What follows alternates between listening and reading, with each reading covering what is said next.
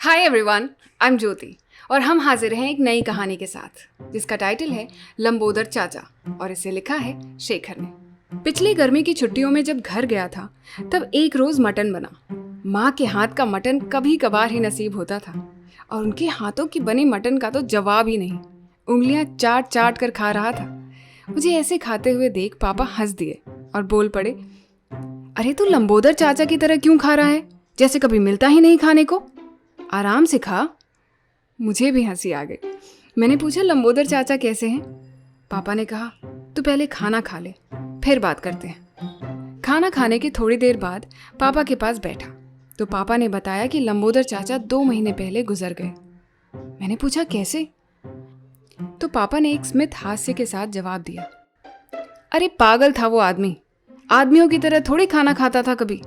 उनकी वैसे भी उम्र हो चुकी थी। डॉक्टर ने मसाला मिर्च वाला खाना खाने से भी मना किया था।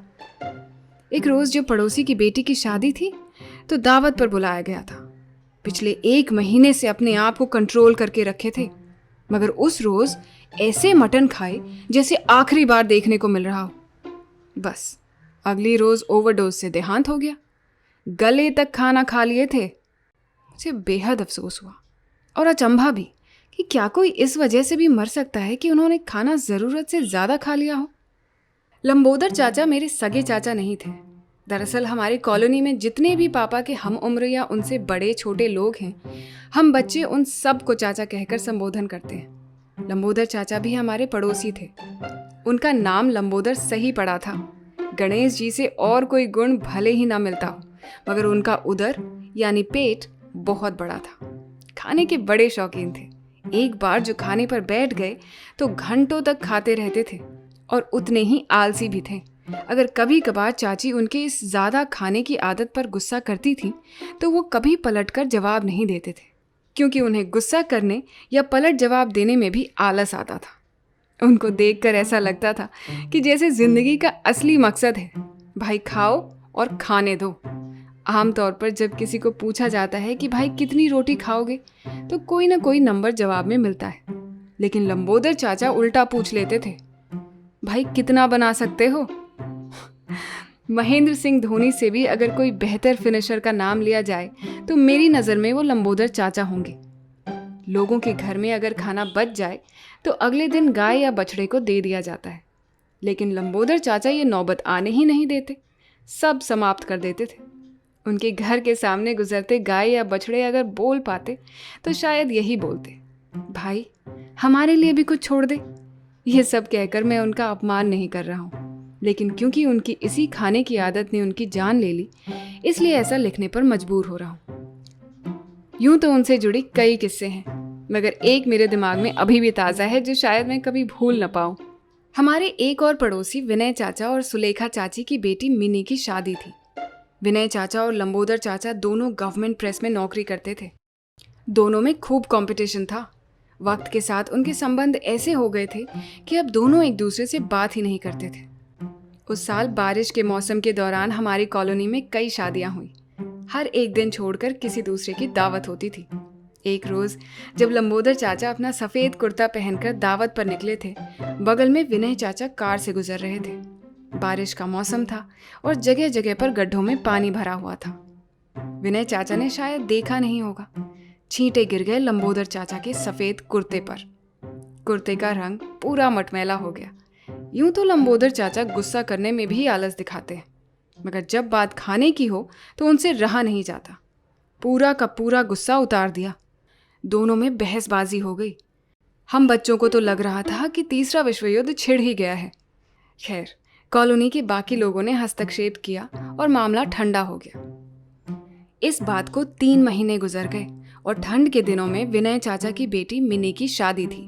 जाहिर सी बात है कि लंबोदर चाचा को न्योता नहीं दिया गया, लेकिन शादी के सुबह ही लंबोदर चाचा पहुंच गए विनय चाचा के घर के पास।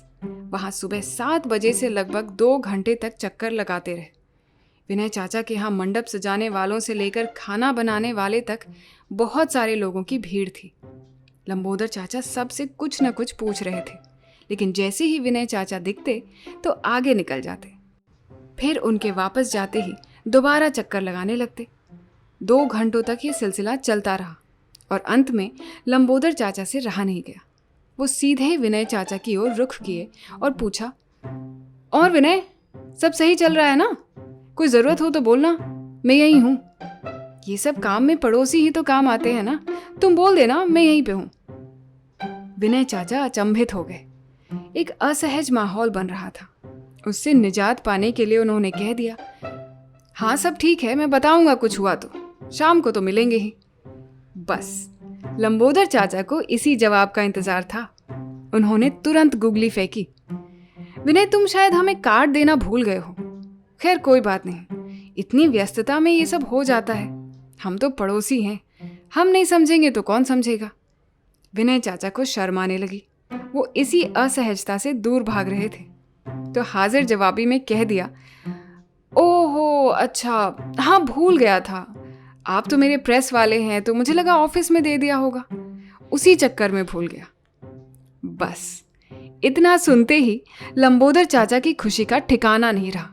वो घर चल दिए। शाम को देखा तो लंबोदर चाचा, चाची, उनकी बेटी, पोती, दामाद, बेटा, बहू सब के सब मौजूद थे और लंबोदर चाचा मटन वाले काउंटर में मटन परोसने वाले को बोल रहे थे, अरे बेटा, हम कोई बाहर वाले हैं क्या? हम तो इनके परिवार वाले ही हैं। शादी है हमारी बेटी की, दे दो और 2 पीस डाल दो और थोड़ा ग्रेवी भी देना। मैं और पापा ये सब बातें याद कर करके हंस रहे थे। खैर, भगवान उनकी आत्मा को शांति दे। उम्मीद है ये कहानी आपको पसंद आई होगी। अगर आपके भी पड़ोसी खाने में मास्टर हैं तो हमें उनकी कहानी ज़रूर बताएं। हम अगले हफ्ते फिर मिलेंगे। Do subscribe to our channel. Take very good care of yourselves and thank you for listening.